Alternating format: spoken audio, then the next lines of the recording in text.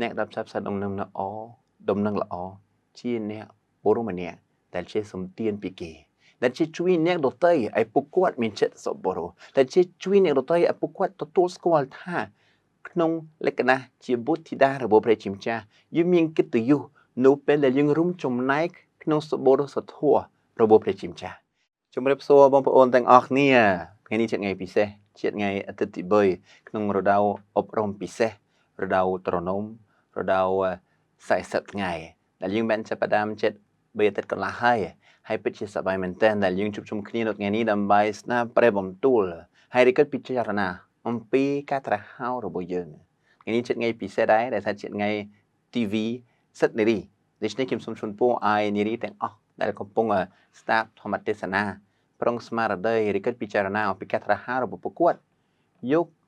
នាងសាម៉ារីដែលយើងមើលក្នុងអត្ថបទព្រះគម្ពីរថ្ងៃនេះជាគំរូសម្រាប់នារីទាំងឡាយនៅពិភពលោកទាំងមូលនារីនោះគាត់ជាបារម្ភមែនទែនគាត់មិនមែនជាសាសនាយូដាទេគាត់មិនមែនជានារីដែលដូចជាទៅវត្តរហូតឬជានារីដែលស្រឡាញ់ព្រះជាម្ចាស់ប៉ុន្តែគាត់ជួបព្រះយេស៊ូវដោយចៃដន្យនៅពេលគាត់កំពុងរកទឹក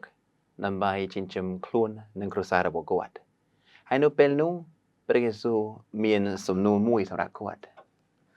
ព្រះយេស៊ូវសួរថាខ្ញុំសូមទឹកទទួលទានបន្តិចព្រះយេស៊ូវដែលជាព្រះដ៏ខ្ពង់ខ្ពស់បំផុតព្រះដែលផ្គត់ផ្គង់ឲ្យយើងព្រះអង្គដែលធ្វើឲ្យយើងបានជីវិតព្រះអង្គ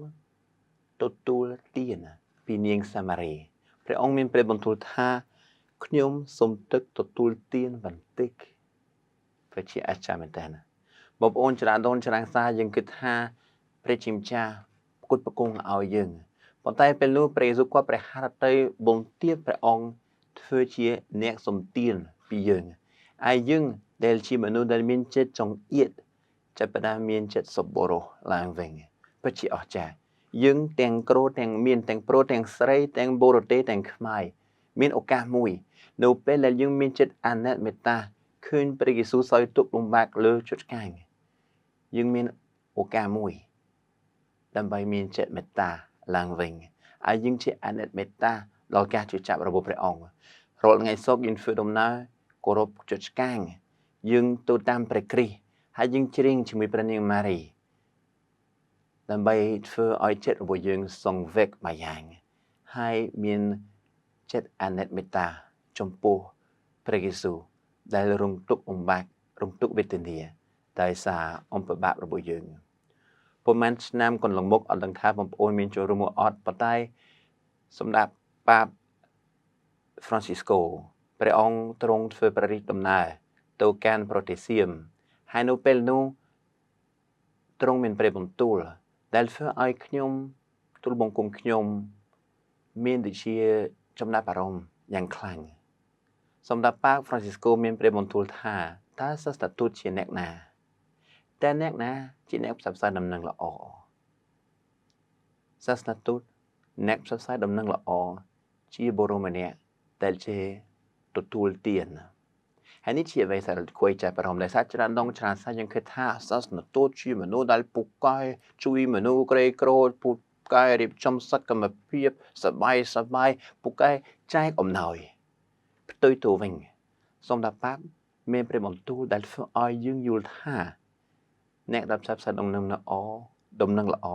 ជាអ្នកបរិម្នាក់ដែលជាសំទានពីគេដែលជាជួយអ្នកដទៃឲ្យពួកគាត់មានចិត្តសប្បុរសដែលជាជួយអ្នកដទៃឲ្យពួកគាត់ទទួលស្គាល់ថា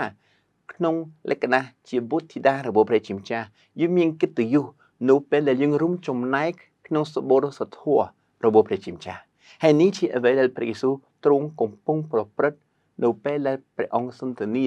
ជាមួយនាងសាម៉ារីហើយជួយឲ្យនាងនោះដែលអត់ដែលទៅវត្តអត់ដែលទៅវិហារ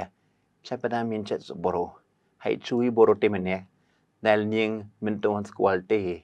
មិនទាន់ដឹងថាលោកជាព្រះបុត្រា